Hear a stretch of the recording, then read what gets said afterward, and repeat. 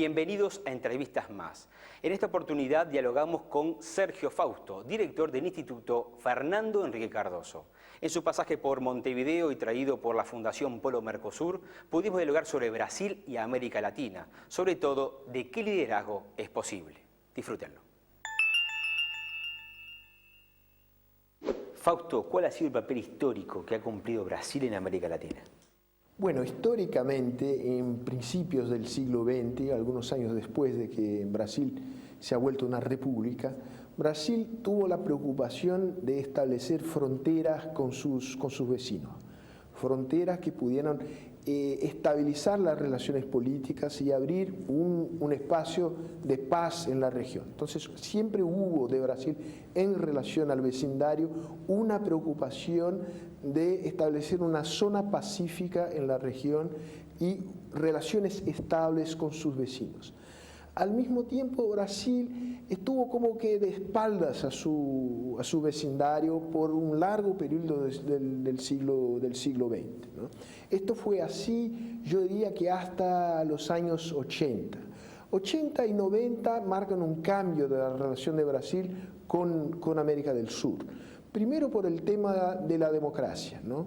Y fue la preocupación de Brasil y de Argentina y también de Uruguay un poco después, de consolidar los regímenes democráticos que se establecieron a partir de mediados de los años 80, lo que generó el impulso para la formación del Mercosur, que es el primer esquema de integración importante en el cual Brasil se metió y se empeñó en la región. Esto siguió en los años 90 con la globalización. Desde el punto de vista de Brasil, América del Sur ganó una importancia, sea como un espacio para testear la capacidad y para fortalecer la capacidad de Brasil para jugar el juego de la integración global, sea también muchas veces como una especie de escudo para proteger Brasil de los impactos más adversos de los flujos financieros internacionales cuando estos se revertían. Pero lo que fue permanente en todo esto fue, pese a esta énfasis mayor que Brasil puso en relación a América del Sur a partir de los 80 y 90 y que se expandió en la primera década de este siglo, se mantuvo una ambigüedad. Y esta ambigüedad tiene que ver con el hecho de que, por un lado, es verdad que Brasil tiene la preocupación en mantener estabilidad en la región. Brasil ahora tiene intereses económicos de sus empresas en muchos países del vecindario. Pero Brasil no quiere pagar el onus del liderazgo de ser un líder regional, ¿no? Y esto no se aplica simplemente al gobierno brasileño. Esto es un punto de vista más diseminado en las élites, en la sociedad brasileña. El hecho de que podemos demandar un estatus diferenciado al nivel global sin pagar los costos del liderazgo regional. Bien, Fausto, pero a principios de siglo se pone como gendarme de la región. ¿Es un papel que toma por su capacidad de potencia? ¿Lo toma porque lo hereda de la colonia o porque de alguna forma juega directamente con Argentina, dejando a la otra América Latina de lado? Bueno, el papel de gendarme ahí es un papel de gendarme muy distinto del papel de gendarme, por ejemplo, que Estados Unidos jugó en relación al hemisferio, ¿no? al llamado hemisferio occidental, las Américas, ¿no? Yo diría que Estados Unidos era un gendarme que era un gendarme expansionista, que creía en su condición de país excepcional y de país que tendría la vocación de expandir su influencia y de controlar su área de influencia expandida. Brasil tiene una mirada mucho más modesta, ¿no? En relación a su entorno. La idea es que Brasil debe prevenir conflictos en la región, pero no jugar un papel de potencia imperialista en la región, ¿no? Brasil siempre tuvo la preocupación de que la percepción de que Brasil pudiera ser una amenaza a los vecinos generaría una dinámica que los teóricos llaman de equilibrio de poder, ¿no? Que una alianza entre los vecinos menores para hacer frente a Brasil. Esto Brasil nunca quiso generar este tipo de dinámica. Entonces Brasil tuvo la preocupación de guardar la seguridad de la región, ¿no? Estableciendo relaciones con marcos legales bien establecidos con sus vecinos y evitando todo tipo de beligerancia. Hubo algunas disputas territoriales, por ejemplo con Bolivia, pero que se solucionaron sin mayor gravedad, ¿no? Bueno, pero en los años 60, 70 tenía el plan 30 horas Brasil para invadir Uruguay. Siempre tuvo esa relación de querer tomar nuestro territorio. Bueno, no, el tema ahí no era Uruguay, el tema era una rivalidad con Argentina, ¿no? Por un periodo, y el año 70 creo que marca una especie de punto álgido de esta rivalidad geoestratégica entre Brasil y Argentina, los dos países más grandes de la región, los dos países con programas nucleares que se estaban desarrollando en aquel momento.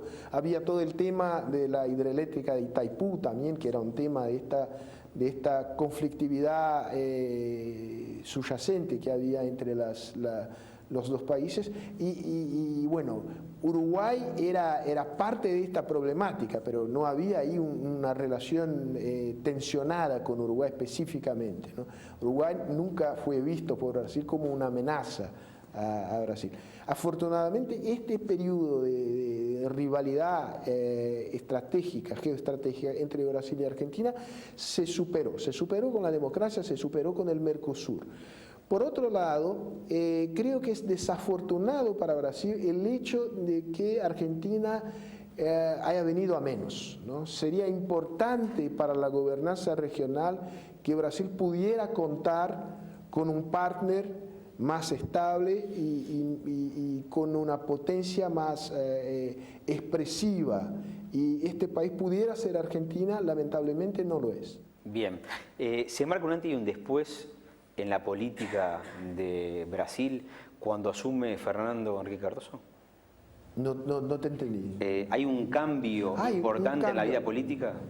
Hay un cambio, sí, hay un cambio importante. Yo diría que uno de los cambios en cuanto a la región es la idea de que nuestro entorno geográfico más importante es América del Sur, ¿no? Y no América Latina en términos más generales. La percepción de que, incluso de que el Mercosur no es suficiente para Brasil, ¿no? Para Brasil insertarse positivamente en el juego más amplio de la globalización. Que para esto Brasil debiera construir instituciones regionales. Para esto se llamó, por ejemplo, la primera reunión de jefes de estados suramericanos en el año 2000 en Brasilia, ¿no? Creo que esto fue un cambio importante de mirada, de enfoque, ¿no? Que tuvo continuidad con otros matices en el gobierno de Lula. Bien, pero en el Mercosur, ¿Brasil se vio más beneficiado que otros países? Bueno, sí, creo que sí. Creo que hasta ahora un balance general, yo diría que el Mercosur ha sido beneficioso para Brasil, aunque mucha gente en Brasil no tenga esta opinión, ¿no? Pero creo que por decirlo como hablan los economistas, los retornos marginales de Mercosur se están disminuyendo claramente, ¿no? Y Mercosur se ha estancado por un largo periodo, y ahora creo que está en un punto de inflexión, ¿no? El Mercosur, tal como está estructurado ahora, creo que no tiene una vida larga, no tiene una vida longa, ¿no? Hay que imaginar y hay que lograr un otro tipo de arquitectura del bloque, como para no destrozarlo, pero al mismo tiempo para acomodar estrategias comerciales de los miembros que tengan un poco más de amplitud y flexibilidad. La presidenta Dilma Rousseff y el presidente José Mujica miran para negociar rápidamente la Unión Europea. ¿Ese es el camino? Creo que el camino es pero este camino implica la flexibilización a la cual yo me refería, ¿no? Es imposible, creo, imaginar que el Mercosur será capaz de firmar un acuerdo con la Unión Europea en bloque. Yo imagino que la posibilidad de hacer un acuerdo con la Unión Europea pasa por una especie de acuerdo paraguas que contemple a todos los miembros de Mercosur, pero que por debajo de este acuerdo paraguas se contemplen distintas condiciones y distintas velocidades de implementación de los acuerdos a los distintos miembros del Mercosur. Porque Argentina claramente es muy renuente, ¿no?, a meterse en un acuerdo que implique una apertura adicional de su comercio exterior, sobre todo en el sector de servicios e industria. Brasil está más proclive a esto. Uruguay es un país que tiene una economía mucho más abierta también, mucho más abierta. Entonces creo que ahí pasa por ahí, pero para hacer el acuerdo será necesario acomodar distintas velocidades y distintas amplitudes de acuerdo para los distintos países. Hoy Brasil es la quinta potencia del mundo, en materia económica y en materia social y en representación de territorio también. Es más, el mundo mira a Brasil como un referente y no así en algunos aspectos a Uruguay. ¿Qué se le puede exigir, los latinoamericanos le podemos exigir a Brasil? ¿Que nos responda de otra forma a nivel de mercado, a nivel social? Bueno, creo que es legítimo que los latinoamericanos en general y los suramericanos en particular tengan una expectativa de mayor participación en el mercado interno brasileño, ¿no? Brasil sigue siendo un país bastante protegido, ¿no?, bastante cerrado a importaciones, ¿no? Y esto es un afectado reclamo, al comercio uruguayo. Esto afecta a las exportaciones de los vecinos, ¿no? Y creo que este es un reclamo que es un reclamo justo, ¿no?, que tiene fundamento. La región tiene también la expectativa de que Brasil juegue un papel más importante en el proceso de integración, que pague los costos de la integración como el país que es el país que tiene más recursos financieros en la región.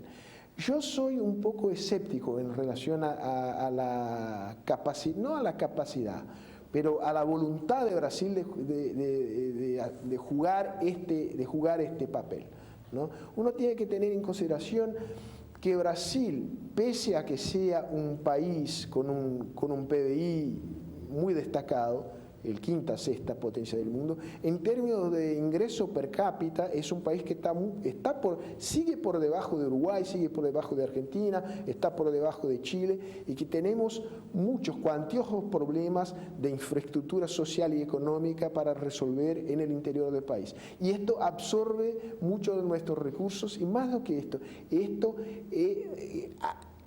estas son las prioridades del gobierno y de la clase política brasileña. Bueno, pero Fausto, Brasil en el 2012 había sacado cerca de 17 millones de personas de la miseria. Avances educativos absolutamente enormes. Casi 1 millón de viviendas, proyectando 2 millones de viviendas más. Estamos hablando de un Brasil que hacia adentro ha crecido muchísimo y ha mejorado su nivel de equidad. Por eso no entiendo de qué forma usted me dice que falta desarrollar. ¿Cuánto aún falta? No, falta mucho, ¿no? Falta mucho. Yo no estoy justificando las políticas de Brasil. Estoy tratando de entenderlas y darle una visión muy realista, ¿no? Creo que sería un error esperar un cambio dramático de actitud de Brasil en relación a la región, ¿no? Que Brasil estuviera de la noche a la mañana dispuesto a pagar, jugar, por ejemplo, el papel que jugó Alemania en la Unión Europea. Y ahí hay que considerar los dos lados. Tampoco los vecinos están dispuestos muchas veces a jugar el juego de la integración, ¿no? Lo que muchas veces requiere o implica una mayor dependencia de Brasil. Los vecinos están contemplando también alternativas afuera de la región. Esto, por ejemplo, es muy obvio y muy claro en el caso de Chile, en el caso de Perú, de los países del llamado arco del Pacífico. Entonces, ahí creo que esto son marcos, que son parámetros que nos permiten decir de que no habrán cambios dramáticos en la actitud de Brasil, y tampoco habrá cambios dramáticos en las actitudes de los vecinos en relación a Brasil. ¿Se puede decir que Brasil, Argentina y Chile juegan un partido diferente y se han olvidado de Paraguay, Bolivia y Uruguay? Se puede decir que la región es una región que es muy heterogénea y en la cual las fuerzas centrífugas creo que son bastante poderosas, ¿no? Es como te he mencionado, que el arco del Pacífico tiene toda una dinámica que es una dinámica que está involucrada en la cuenca del Pacífico, con relaciones con China y con Estados Unidos también, ¿no? Y esto polariza mucho estas economías, ¿no? Y determina también mucho de sus decisiones en el campo de inversiones, de política comercial. Tienen tratados de libre comercio con Estados Unidos y esto está, y esto no va a cambiar, ¿no? Y esto empuja de alguna manera estos países hacia afuera de la región, ¿no? Para decirlo un poco gráficamente. Hay hay países que son países que están ahí con sistemas económicos y políticos que son, por falta de un nombre más sofisticado, bolivarianos, ¿no? Venezuela, estos juegan un juego muy distinto, incluso que es un juego de contestación a la globalización, ¿no? Un juego donde la economía de mercado tiene un espacio mucho más acotado, ¿no? Y Brasil está ahí en medio de estos dos polos en la región, ¿no? Buscando redefinirse en un momento en que el gobierno y los empresarios y las élites brasileñas llegaron a la conclusión que quizás Brasil haya quedado aislado en el Mercosur y que tiene que buscar otros caminos para reinsertarse en la escena global. Si tenemos que marcar diferencias entre el gobierno de Fernando Henrique Cardoso, Lula y Dilma Rousseff, la línea económica y la línea social, ¿cuánto ha cambiado o cuánto ha mantenido? Bueno, hubo continuación importante de las políticas del gobierno Cardoso, las políticas económicas del gobierno Cardoso y también de políticas sociales, los programas sociales en el gobierno Lula, sobre todo en su primer mandato, ¿no? Y con éxito muy importante para Brasil. El segundo mandato de Lula fue distinto, ¿no? Porque el gobierno se sintió de hecho tenía recursos para introducir políticas que eran políticas, yo diría, un poco más estatizantes, ¿no? Y políticas que coincidían con el ideario más convencional, más tradicional del Partido de los Trabajadores. Y ahí se juntaron, por ejemplo, las condiciones objetivas y las condiciones subjetivas como para hacer algún cambio en esta dirección, ¿no? No fue un cambio dramático para nada, pero hubo cambios importantes. Por ejemplo, todo el marco legal de la exploración de gas y petróleo en el presal, ¿no? Esto cambió, a mi juicio cambió en el sentido negativo, pero es un cambio importante y que marca una distinción. En el gobierno de Dilma, yo creo que se acentuaron estos rasgos estatizantes y un cierto hiperactivismo estatal mal calibrado, yo diría, ¿no? Un poco asociado a la corrupción, ¿no? Bueno, ese es un tema complicado, ¿no? Dilma Rousseff tuvo que sacar casi mes a mes un ministro. Y después tuvo que recomponer su alianza y tuvo que traer de vuelta gente que había sido desechada de alguna manera, ¿no? Realmente ese es un tema complicado en Brasil. Tiene que ver con el sistema presidencialista multipartidario, pero tiene también que ver con escojas que hacen los presidentes de cómo gobernar. Y la idea de que uno debe tener una alianza amplísima, ¿no?, para mantenerse en el poder, para tener fuerza en el poder, es una idea un poco engañosa, porque creo que si uno tiene una agenda ambiciosa desde el punto de vista legislativo, como tenía Cardoso, que necesitaba 2/3 para introducir cambios en la Constitución, ahí se justifica. Pero cuando uno tiene una ambición relativamente modesta, como tuvo Lula y como tiene Dilma al nivel legislativo, no se justifica, ¿no? Es una acumulación de poder y de fuerza, pero con resultados que son resultados muy complicados. Desde su punto de vista, ¿cuánto ayudó o influyó en la región la paridad ideológica? Néstor Kirchner, Tabaré Vázquez, Lula en su momento, el presidente de Paraguay. ¿Cuánto ayudó esa ideología a poder desarrollar la región? Creo que poco. Creo que poco. Creo que ahí, y de alguna manera, en el caso de Lula, Kirchner, yo diría que Tabaré no. Tabaré es un tipo más institucional, ¿no? Pero creo que en el caso de Brasil y seguramente en el caso de Argentina se le fue la mano un poco en este sentido, ¿no? Porque creo que es peligroso cuando uno confunde lo que es una política de Estado, que es típicamente las relaciones entre los estados deben ser políticas de Estado y no política de gobierno. Néstor Kirchner. Y eso que Kirchner y Lula confundieron en gran medida, ¿no? Esto. Lula, creo que esto, no estoy siendo irresponsable de decir porque ese es un hecho, ¿no? Lula llegó al punto de declarar su apoyo a candidatos en elecciones de países vecinos, ¿no? Se fue a Bolivia, prácticamente hizo campaña al lado de Evo Morales, ¿no? Lo mismo pasó con Chávez. Esto creo que no construyen este tipo de cosas no construye la base de la integración en el sentido de un proyecto de largo plazo que tenga un sostén institucional. Se personalizaron demasiadamente las relaciones entre gobernantes en la región. Ahora, damos vuelta a la página, Fausto. José Mujica, Dilma Rousseff, Cristina Fernández, sigue Evo Morales, falleció Chávez, pero está Maduro. Se mantuvo el concepto ideológico también.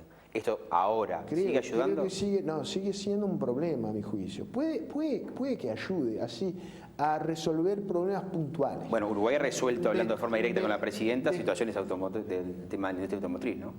Sí, pero son cosas de corto plazo, ¿no? Uno puede manejar, esto puede facilitar, pero son cosas que a largo plazo no generan resultados estables, ¿no? Y que amplían, porque el juego de integración es también un juego de expectativa, ¿no? De tener claridad en relación a los horizontes de largo plazo, cuáles son las reglas del juego, ¿no? Porque al final la integración es un proceso cuyos protagonistas son en grande medida los agentes económicos y sociales, no son los gobiernos. Los gobiernos están ahí como para impulsionar esto, y una de las funciones de los gobiernos es establecer reglas de juego que sean claras, ¿no? Y que sean estables. Cuando las reglas de juego son manejadas, distorsidas, torcidas y ajustadas en relaciones que son relaciones de tipo personal, por afinidad ideológica partidaria, esto no genera confianza como para impulsar la integración al nivel de las sociedades y de los agentes económicos. Fausto, hablemos de símbolos. Que el Papa haya elegido Brasil, ¿qué puede significar? Para hacer su visita. Para hacer su visita, sí, claro. Bueno, Brasil es obvio que es una señal de un latinoamericano, ¿no? El Papa es argentino, que se fue al más grande país católico de Latinoamérica. Es una señal clara del Papa de que no va a ser un Papa eurocéntrico, ¿no? Es un Papa que va al encuentro de las regiones donde la Iglesia Católica se está expandiendo. Y no hay otro símbolo que no sea el religioso, no hay un símbolo político, no hay un símbolo de respaldo, solamente es el religioso. No lo veo así. Incluso fue muy cauto en este sentido el Papa, ¿no? Creo que el Papa es un tipo institucional, ¿no? Es un tipo que no mezcla la política institucional de la Iglesia Católica con los gobiernos de turno que están ahí, ¿no? En esos días, el 20 de junio de este año, empieza a haber una gran movilización por parte de muchísimos jóvenes, miles de jóvenes en Brasil, que uno a primera vista pensaba o podía pensar que era por la situación económica que había Brasil, pero después uno, a medida que iban pasando los días, se empezaba a vislumbrar lo que pasaba en el territorio con respecto a las desigualdades que tiene el Brasil. ¿Usted qué visión tuvo de esa gran manifestación tan popular? Creo que, claro, el tema de desigualdad está presente, pero creo que el motivo fundamental es, hubo muchos, ¿no? Porque fueron manifestaciones heterogéneas también en términos de composición social, de ideología y todo. Pero que hasta el momento los gobiernos de Lula y Dilma no habían vivido. No habían vivido. Y creo que tiene que ver con lo siguiente. Tiene que ver con una cierta frustración de expectativas, ¿no? Y esto es muy típico que pase en momentos en que hubo una elevación de las expectativas en relación a incremento, no simplemente de ingresos, pero también de calidad de vida. Hubo este proceso de movilidad hacia arriba en Brasil, fueron 30 millones de personas que pasaron, bueno, de clases muy pobres a clases más o menos medianas. Esta gente inclusive empezó a pagar impuestos directos, ¿no? Que es un impuesto que es visible, ¿no? Uno sabe que está pagando porque no está insertado en los productos, ¿no? Como son los impuestos indirectos. Esto generó una especie de conciencia ciudadana y también una conciencia de contribuyente, ¿no? Y se quedó clarísimo la distancia entre lo que esperamos, lo que pagamos y lo que recibimos del Estado.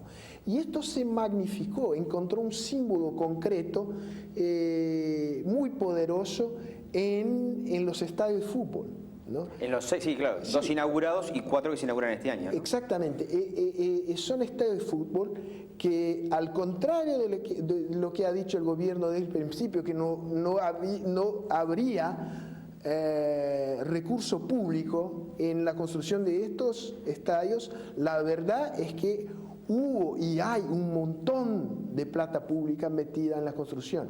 Y son estadios de padrón FIFA, excepcionales, muy modernos. No por causalidad, la gente decía, queremos salud y educación de padrón FIFA, ¿no? Entonces, es una combinación de procesos estructurales con este evento que fue la Copa de las Confederaciones, cuando se entregaron algunas de las arenas futbolísticas y la gente se dio cuenta gráficamente, concretamente, de esta distancia, ¿no? Entre la calidad de los servicios públicos y la calidad de los estadios. Bien. Fausto, a modo de brevemente, mirando el futuro, en la convivencia de la región y en la coyuntura política, social y económica de la región, ¿qué podemos esperar o avisorar? Bueno, creo que seguiremos, yo no creo en cambios dramáticos. Creo que pero hay cambios que se están procesando. El tipo de regionalismo que se dibujó en los últimos 10, 15 años está cambiando. ¿Está cambiando en qué sentido? Está cambiando en el sentido de que los países de la región están buscando alternativas, están buscando acomodar integración regional con integración hacia afuera, ¿no? No por causalidad se plantea el tema de TLC acá. No por causalidad se plantea en Brasil el tema de buscar un Mercosur más flexible, ¿no? Porque se tiene la percepción que este esquema de integración, por lo menos hablo desde el punto de vista de Brasil, y creo que este es más o menos diseminado en el espectro político brasileño, existe la percepción que de alguna manera se agotó este ciclo de buscar una integración que sea casi que exclusivamente al interior del Mercosur, agrandando el Mercosur, el tema de incorporación de Venezuela. Creo que esto no generó una solución, esto agravó los problemas que habían, ¿no? Y creo que llegó el momento de hacer un cambio, pero que sea un cambio que no provoque una ruptura con el pasado. Y en busca de esto creo que estamos en Brasil. Sergio Fausto, muchísimas gracias por esta entrevista. Ha sido un placer. Así llegamos al final de una nueva edición de Entrevistas Más. Hasta la próxima semana.